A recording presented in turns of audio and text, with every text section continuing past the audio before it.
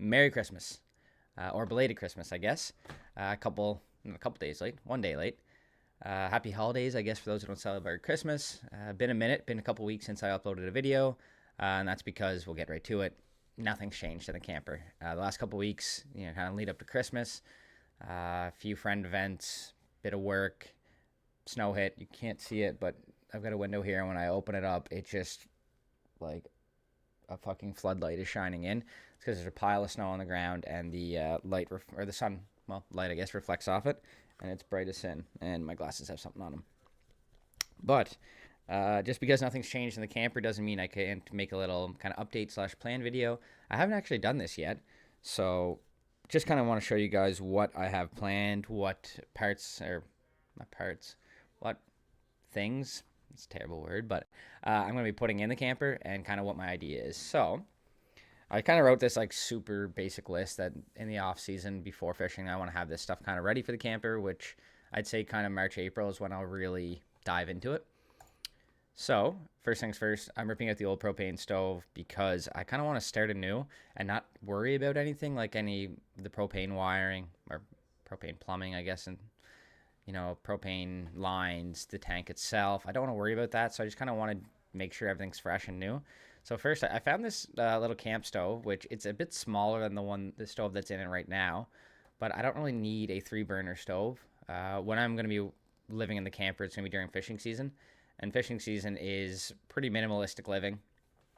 Out in the boat, I usually have like ham and cheese sandwiches or like ham cheese pickles. I don't know, some garlic mayo, kind of snacks. It's kind of just easy eating.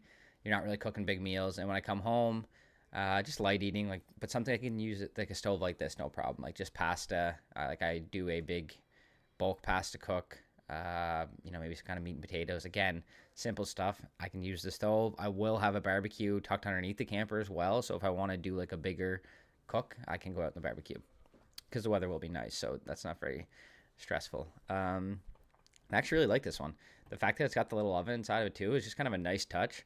It is pretty small. I mean, the picture doesn't do it justice. Like that oven's probably only like 10 to 12 inches wide and like maybe 14 or something deep. So it's not huge, but I'm not cooking giant casseroles or turkeys in there. So I'm not too worried.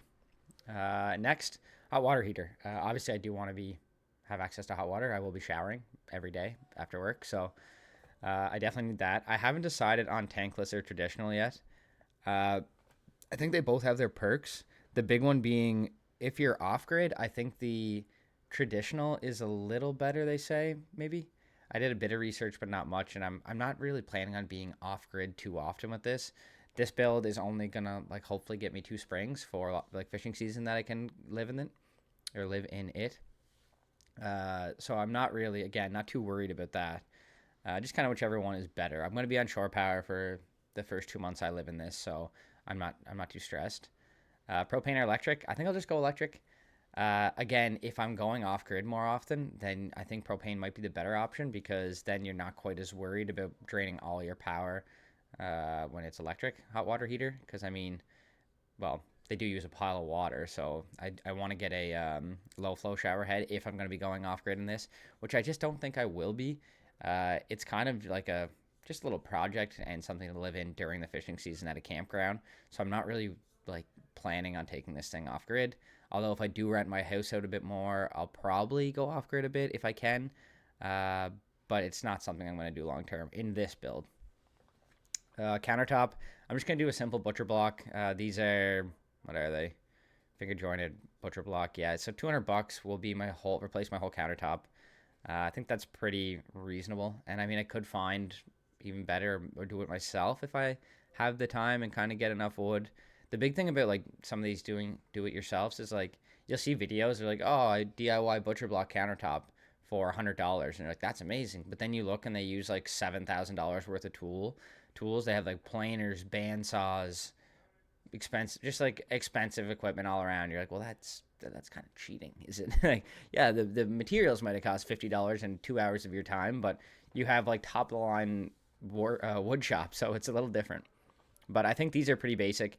I actually put one of these very similar kind of, I guess, I don't really know what they are. ULC. What does ULC stand for?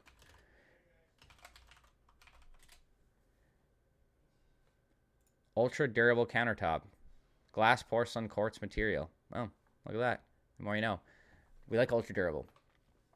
So yeah, I think it's just a basic. I want a butcher block. AC unit. So spring into summer. If I stay a bit longer, it's gonna get pretty hot. I mean, like it gets 30 to 35 degrees Celsius here. And some nights are 20 to 25. And if you're like don't have AC on your house or your camper in this instance, will just hold heat all day, and you like go to bed and it's just like unbearably hot, and that's not cool. So originally I was thinking about a floor slash portable unit, but I just kind of recently started looking into mini splits, heat pumps, and I think that's probably the best way to go. Like this is one I found. It's a 9,000 BTU, which is basically just the power or heat output or whatever. I don't really know what it stands for, but I know that 9,000 to 12,000 BTU is on the smaller end. 18,000 plus is like that's a pretty decent size heat pump. I think I've got like a 10,000 in my house, and it's great, but my house isn't super well insulated, so it doesn't really do the trick as much. Heats as high as 32 degrees Celsius, cools as low as 16 degrees Celsius. So that would be the thing. Like I would just, if I'm at work and in the spring, I would just turn it on heat. Barely uses any power, and I'm on shore power, so I'm not paying for it. Don't care. And then if it gets warmer, AC jacked. 16 degrees, perfect. So I think I will go with a mini split. And yeah, that's $700, but I know I can find a used one for like 300 to 500 that still works fine. So I think that's gonna be my new play. Roof vents and fans. I'm gonna put 3 in, I do believe. Ooh, more than that actually, maybe 4. I'm gonna put 1 in the bedroom, obviously, just to have a kind of get some airflow through the bedroom. 1 in the bathroom, but I kind of have 2 bathrooms. There'll be 1 in the shower, 1 in the toilet, and then either 1 right in the kitchen area. I don't know if I'll need 1 in the bunk area above the cab, because I don't really plan on sleeping there. And I mean, if I had company over and the AC's on, like I don't really need roof vents. So that was kind of that plan. Water pump, that's just to get water to my kitchen sink, bathroom sinks, everywhere I guess, but not too worried about them. Get a pretty cheap one. So they're not really a big concern for price anyway. 30 amp shore power plug. So I do want to hook up a 30 amp power system. For now, I don't think I'm going to bother with the solar system because I do know the first couple months I am on shore power, so there's no real need in me spending the money or putting that in unless I think I'm actually going to go kind of off grid. For the 30 amp shore power, I think I'm going to use probably like 6 or 7 plugs, some lights, no real appliances. Maybe a microwave will be plugged in, the heat pump, but these don't draw much, so 30 amps should be plenty. And I never even thought, I did like kind of do a very rough like paint layout of the camper that I have planned, because I've never really talked about the layout. I haven't really quite finished it either, so like I said, it's rough. So door, I guess, is how do I, let's just put an arrow here. Door is like right here. It's actually a bit further to the right, but that's neither here nor there. It's more like right there. And these obviously dimensions are kind of off in the ratios, but I'm gonna come in. I don't really know what I'm gonna do with this area yet, right? Like this area. I think maybe, okay, that's just not gonna work, is it? Oh, keyboard. I think maybe I'll put like a little entertainment stand here. Probably a TV, but I do have a big window there. So what I was thinking, if I don't do a TV, I'll just get a projector and put a like projector screen down, so it'll cover the window. Then your lighting's kind of taken care of, or blinds. But I don't know what I want to do there yet. Like I would like to make sure I have a bit of seating in case I ever have someone visit. But this is going to be bench style seating that'll actually double as a bed, or at least kind of pull out into wider than the bench. And I think I'm going to put like a foldable table or just a foldable. Yeah, just one that just slides in and out. So when I want to eat, I just set up the table there and not really take up this area. I don't want to put a table over here and take up a bunch of area that I don't need to. Bunk, basically not getting touched. I'm just going to kind of fix it up and maybe throw some storage up there. I don't plan on having a bunch of people stay over, especially during fishing, so I won't need extra beds right now. Kitchen area staying the same. I still have the sink. I do need a new microwave, but I mean, again, I'll find a used one. That's where the stove's going. This is just kind of corner area. That's prep area, I guess we'll call it. With a slightly smaller stove, I should get a bit more countertop space, which is kind of nice because there's like not much there at all. Not that I need it, but it'd be nice to have a bit more. Shower, I've got it completely gutted, and I think I have an idea for what I'm going to do for that. I think I'm going to use some of the old sheet metal that we got off my building from years ago and just make it, it's kind of like old gray, what do I click? Sheet metal? I'll see if I can find some. Oh, they come up. Sheet metal. It'll definitely be, no, none of this, not now. Barn sheet metal? Oh, corrugated. Yeah, it's galvanized. It's like this, but it's old and beat up and weathered. It's got some rust spots on it, but I mean, it's 30, 40, 50 years old. So the fact that it's only got that little rust by now and galvanized, I think I'll be okay. I've got a bunch of sheets that we ripped off the barn, so I could basically close in my shower for free. I don't know if I'll have to replace the shower pan or not. It looks in good shape, so I'm not thinking I'm going to replace it. Clean it up, obviously, and make sure there's no damage behind it. I have everything ripped off, so shower's pretty much good to go. I will replace the shower head, taps and stuff. Plumbing looks good. It's relatively new PEX behind there, so that's fine. Shitter, just toilet. I'm gonna get a new toilet, low flow. I just kind of want to have some new stuff in there so I can trust it. I'll probably get a new toilet, new line, and new little black tank. Sink looks fine. Didn't check the plumbing in there, but think it's okay. Like everything looks good in terms of like the interior or the internals. Just the rough beat up from the water damage. Bedroom, not quite sure where I'm gonna put my bed yet. This is obviously off. The bedroom should be a little deeper, but it was over here. But I think I might. I don't know if I'll go straight on with it and see if that works, or over behind here, because either way it will come out into the doorway. But if I run it this way, it takes up almost the whole, like it'd be more like this way. But that was with the queen. I don't expect on having much company. Like fishing season is basically just exist. You work, you come home, you kind of prep for the next day, and then your day's over. So I think I'll just put in like a double maybe. No, I don't think I need a bigger bed, but we'll see. Yeah, and then I guess, what could I do? Oh, that's not what I'm going to do. I guess I'll just do red lines. I think I'm putting plugs here. That's a shitty red. Probably just 2 plugs in the bedroom.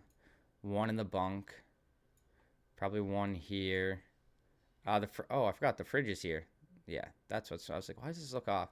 There is a fridge right here, currently, which is getting replaced, but, well, let's do it right if you're going to do it, Brandon. There's a fridge there. So, plugs.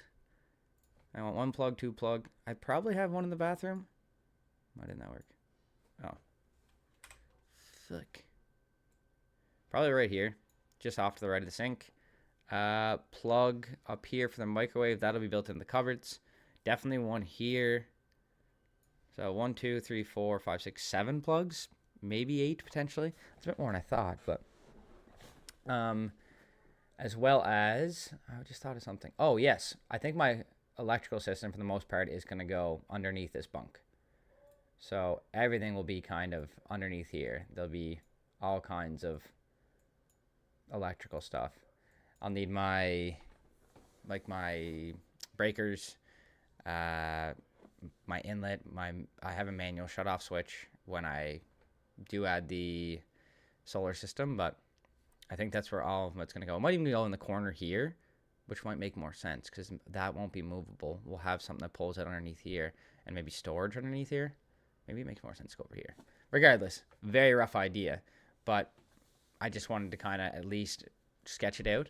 As I get more in depth or more into it, I will put a bit more work into actually drawing up a proper plan and with dimensions and whatnot and make sure I have it ready, because honestly, once I get back to work, I'm going to probably get ready to wire, at least rough it in. I'll probably run all my wire, have my buddy who's an electrician check it and be like, okay, it looks good, and then hook up my electrical system later on and then tie into it, which kind of, maybe that's not the right way to do it, but we'll figure that out as we come. Like I said, false confidence is key. But then, yeah, I think once I get it roughed in, I'm ready to close in a few walls, and then it'll look a lot less shitty and a little more believable that I'm going to be living in this in 6 months, 5 months. Holy shit, that's not that far away, but we'll get there. So yeah, that's it, guys. I just wanted to kind of go over what the plan is, where I'm at, why there hasn't been a video. Again, if there's nothing being done to the camper, I don't really want to just pump out videos and kind of make crappy quality ones. At least with this one, I had something to talk about, and I wasn't just kind of rambling off the cuff. Like, I had a list of stuff I wanted to go over and kind of the plan for the camper. So that's it for now, guys. Thank you for watching if you made it this far, and we'll catch you in the next one. Take care. Happy holidays.